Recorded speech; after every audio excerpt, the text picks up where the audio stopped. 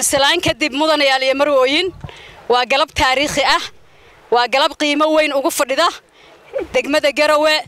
بطلان أردن إيه صوماليا جود أهان وقلب عن هالكن وجو دبل دقينه استحقال كدلني يرد الصوماليات وعن ربنا إن دربي شبينه كلا قبنان إيه كلا قيب سنان وعن هالكن قلبت كو قبنا إن برنامج أرض إن ماردون أو أي وداجين لبضة جامعات سمت يبي إسيو إن وحكوسو دماضي سيدا دو تشيدان قول بوكوسو دماضي إيه فرحد وحكسو قيب قلي مسؤولين فربضن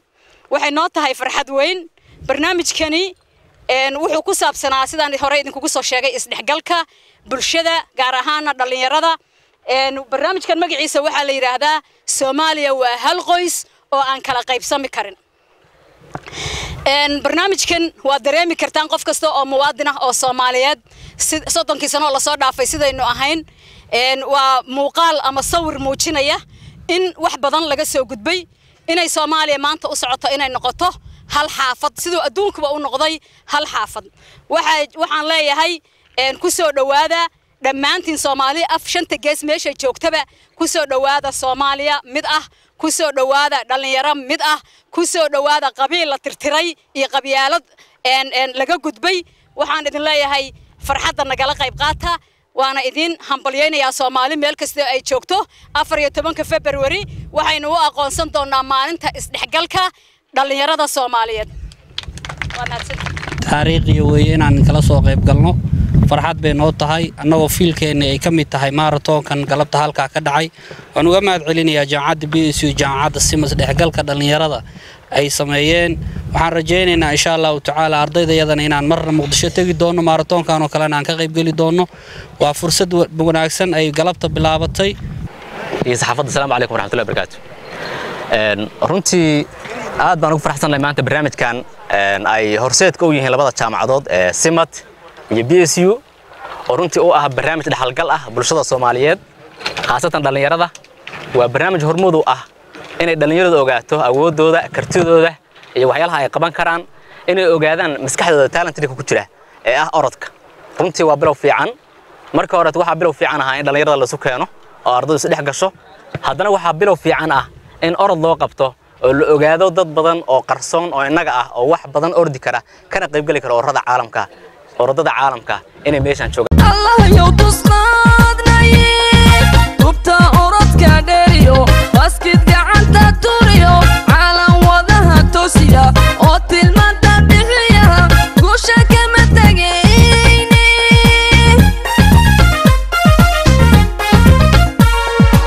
Allah yow tusnaadnay tubta orodka dheeriyo baskid gacanta turiyo caalam wadaha toosiya oo tilmaanta bixiya guusha kama tagayni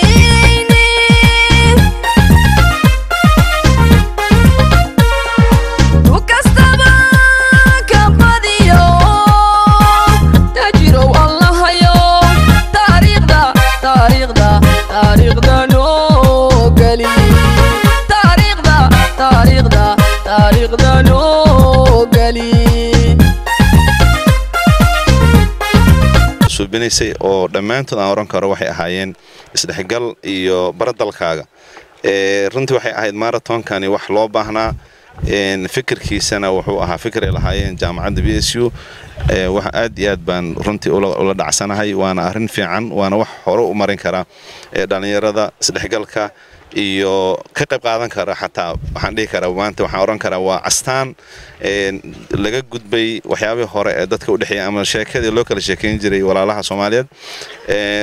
waxaan oran lahaa sidaas oo kale dhalinyarada suubinaysa inay waxa Soomaalida suubiyaan xaqiiqiyan waxa aad ugu faraxsanahay tan waxaanan ku codsanayaa guddiga sportska Puntland inay sidaas oo kale ugu qabtaan dhalinyarada tartamo orodo oo badan hoose ay caasimada u sameysay dhalinyarada ee ka timi jaamacadda SIMAD aad iyo aad baan idin soo dhaweynayaa halkani waa magaaladiinii waa gurigiinii ma aha meel aad qariib ku tihiin annaguna markaan Muqdisho tagno qariib kuma nihin waa meeshan ku soo barbaarnay ku soo kornay wax ku soo baranay dhibaatadii dhacdayna hadda waa laga bogsooday wax ka bogsoodana waxa ugu horeeyay reer Muqdisho anigu intaan ogahay iyaga 90kiiba ka baxday ay dhibaatadii dareemeen aad baan idin soo dhaweynayaa waxaan u mahadcelinayaa jaamacadda BSU oo garatay inay dhalinyarada soo dhaweyso iyo jaamacadda SIMAD xiriirka dhex maray ee isdhexgalka ah isagana aad baan u dhaweynayaa waxaan jeclaan lahaa in ay intaan ka ballaarato waxay la tahay waa bilow cid walba way aragtaa inay maaragtay wax wanaagsan ay ka qabsoomeen hadda wixii ka dambeeya in magaalooyinkuna ay soo dhaweyn doonaan maxaa la yiraahdaa shacabkan qaybihiisa kala duwanna ay isdhexgali doonaan halkaasna ay Soomaaliya kalsoonidii iyo maaragtay wax wada qaybsigii iyo isu tanaasulkii halka uu ka sii socon doono markaasna aynu dawlad qiimo leh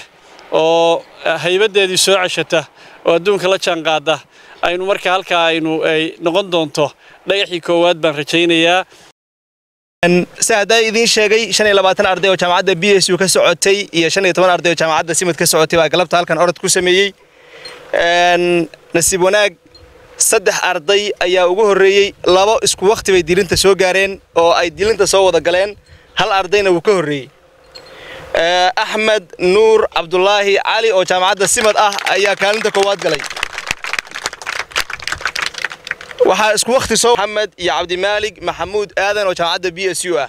saddexda arday marka wax rabaan inaan soo dhaweeyo mid walba ay bilada soo qaato Ahmed oo kaalinta koowaad galay baan soo dhaweynaa jaamacadda SIMAD kastaba ka badiyo tajirow allahayo taariikhda noo geli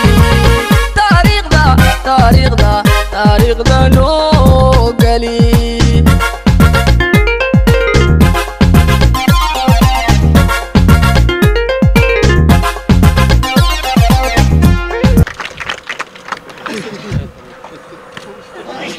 stageka full maxamed axmed maxamed kor fuulanta kore maxamed axmed maxamed